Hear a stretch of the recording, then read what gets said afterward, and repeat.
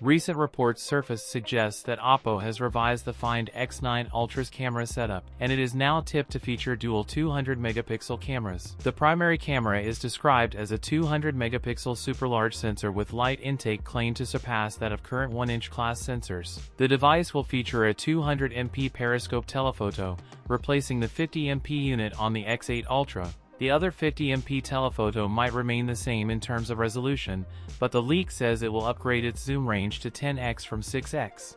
A 50MP ultrawide, the Find X9 Ultra has a 6.82-inch flat OLED screen with 2K plus resolution and 120Hz refresh rate, powered by a powerful Snapdragon 8 Elite Gen 5 and 16GB of LPDDR5X RAM. Running ColorOS 16 based on Android 16. OPPO Find X9 Ultra tipped to pack a 7000 mAh dual-cell battery with 100W wired and 50W wireless charging, while the Find X9s and Find X9 Ultra could launch in early 2026. That's it for today's video. If you enjoyed it, don't forget to like, comment, and subscribe for more content. Thanks for watching, and I'll see you in the next one.